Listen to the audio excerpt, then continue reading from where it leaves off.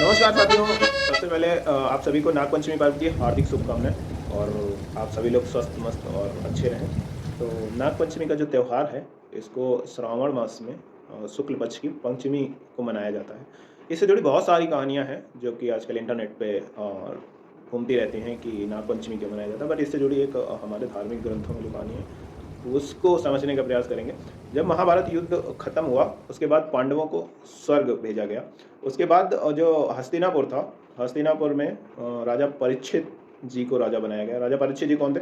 ये अर्जुन के पौत्र और अभिमन्यु के पुत्र थे, जिनको हस्तिनापुर का राजा बनाया गया। एक बार शिकार करने के लिए ये जंगल गए हुए थे।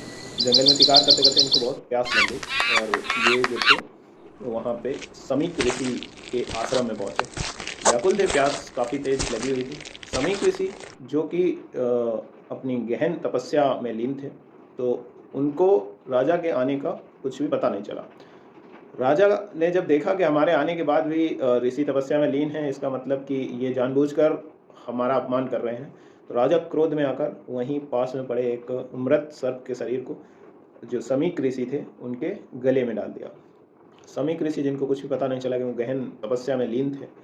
बट समीक ऋषि के जो पुत्र थे, श्रृंगी ऋषि, श्रृंगी ऋषि को जब ये पता चला कि राजा ने उनके पिता के साथ इस तरीके का व्यवहार किया है, मृत सर्प के शरीर को उनके गले में पहना दिया है, तो उन्होंने क्रोध में आकर राजा को श्राप दे दिया कि आज से 7वें दिन आपको तक्षक नाग के काटने से आपकी मृत्यु हो जाएगी।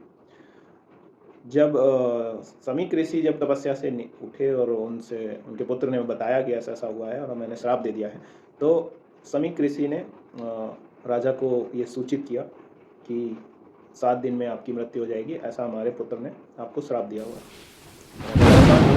और महल के चारों तरफ जो पहरेदार थी, पहरा बढ़ा दिया गया और जो भी विद्वान लोग थे उनको बुलाया गया।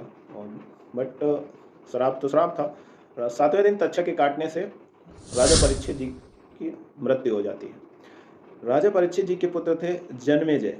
जब उनको इस बारे में पता चलता है कि हमारे पिता की मृत्यु किस वजह से हुई है, तो क्रोध में आकर वो एक सर्प यज्ञ का आयोजन करवाते हैं।